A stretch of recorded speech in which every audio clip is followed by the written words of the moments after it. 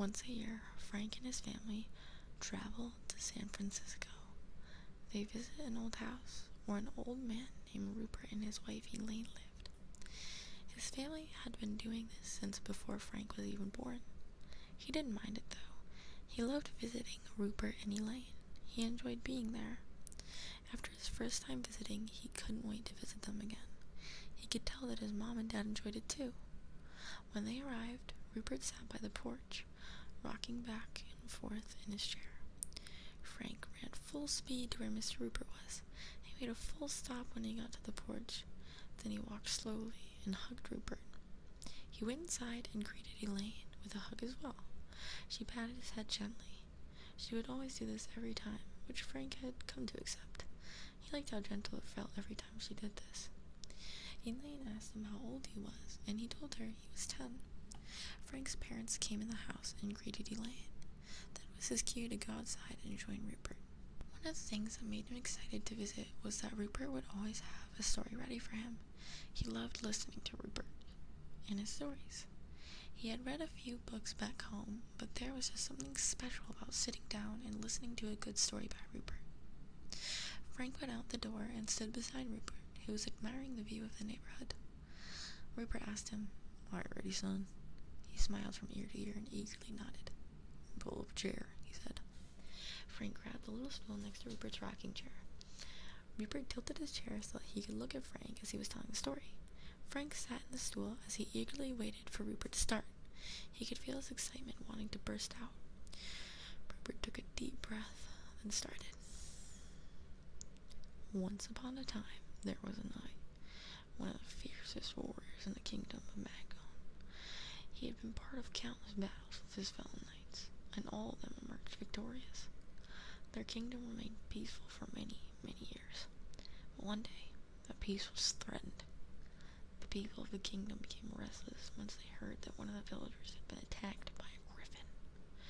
In order for his royal subjects to feel safe again, the king ordered his knights to find the griffin in every corner of the kingdom and slay it. And so, the knight did as his king ordered and traveled to find the griffin. The knight knew that slaying the griffin would bring great honor for his family. He traveled far into mountains. He heard from an old wise man that griffins are deep within the mountains, hidden away, where no living soul would dare enter. He traveled day and night. He slept on the ground. Sometimes the cold wind would make him shiver. He would hear strange noises moving through the forest. His grip on his sword would then tighten. Along the way, he stopped by a small village. The people were kind enough to offer him food and shelter for the night before he continued on his travels. He asked one of the villagers if they had been terrorized by a griffin recently. The villager told them that they had, but their village was always peaceful.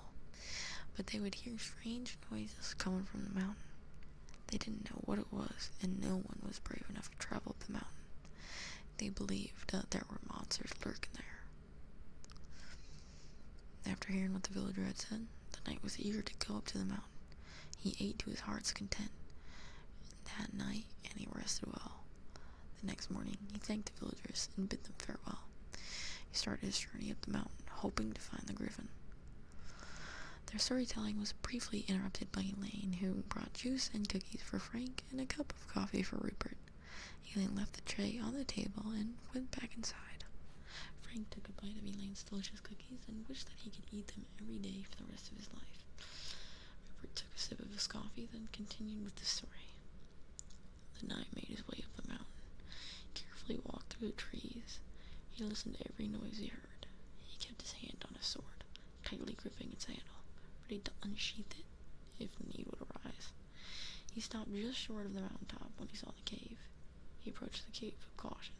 He heard noises inside. He unsheathed his sword and steadied his heart. He knew the griffin had to be inside. And it was. The griffin saw him and charged towards him. He swung his sword, but the griffin managed to avoid his blade. The griffin towered over him. It stood on its hind legs with its wings spread out. It tried to pierce his armor with his claws, but luckily his armor was made by the best blacksmith in the kingdom. But the griffin was strong regardless. He may have avoided its claws with the armor on his arm, but the strength of the blow almost broke him. He had to take a few paces backwards. He was breathing heavy now.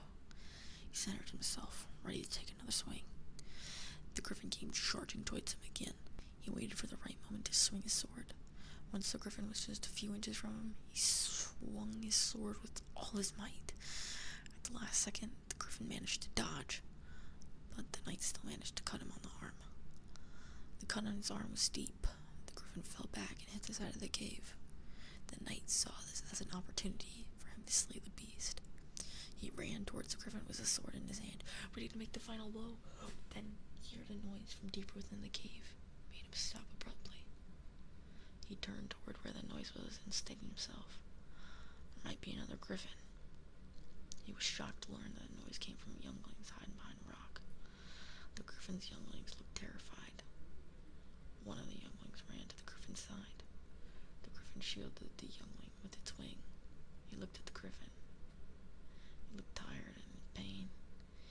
He realized that the griffin was merely protecting its young. There was no monster here, just a parent trying to protect his young. He sheathed his sword and left the cave. He came back to the cave the next day with 3 wild boars and some medicine he bought from the village below the mountain. The griffin had moved further inside the cave, still in pain from its wound. He took off his armor and dropped his sword. He wanted the griffin to know that he meant no harm. He fed the griffin and its young with the boars he brought. He used the medicine he bought to heal the griffin's wounds.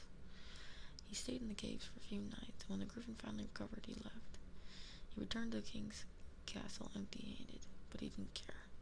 He decided that his days as a knight were over. He bid farewell to the king. The knight spent his days living peacefully with his wife. They lived in a house on the top of a mountain. One day, while the sky was outside, and he peered past the horizon, he saw a winged creature flying in the sky, getting closer and closer until it landed beside their house. It was the griffin and its young. Its young had gotten bigger since the last time he saw them. He didn't know how the griffin found him. Maybe he'd spent his days looking for him. He welcomed the griffin with open arms. He even introduced it to his wife. He picked up his sword and went into the forest. He came back with 4 wild boars this time. They dined with the griffin and its young that day. From that moment on, the griffin and its young would come to visit the knight and his wife every year. The knight would wait patiently until his friend came to visit him again. "The end," said Rupert. Frank, with a big smile on his face, clapped his hands when Rupert finished. It was one of Rupert's best stories yet. They eventually said their goodbyes, and Frank and his family returned home. On their way home, Frank asked why his grandfather wanted them to keep visiting Rupert and Elaine once a year. He enjoyed visiting them so much that he never bothered to ask his father why. His father smiled at him and said, "Rupert was an old friend of your grandfather. Your grandfather promised him that he would always come and visit, even if it was just once a year. And I'd like to keep that promise. I'm hoping one day you'll keep that promise too." "Of course I will. I'll never get tired of visiting Rupert and Elaine," Frank said.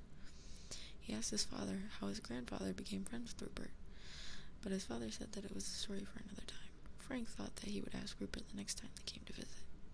He also promised himself that when they came back to visit Rupert and Elaine, he would be their storyteller.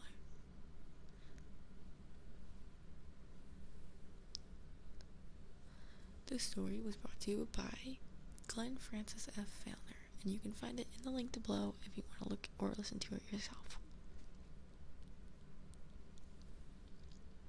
If you like this video, subscribe, and check out my Twitch at twitch.tv/notpeople where I recorded this live. And most importantly, go to sleep, you bastard.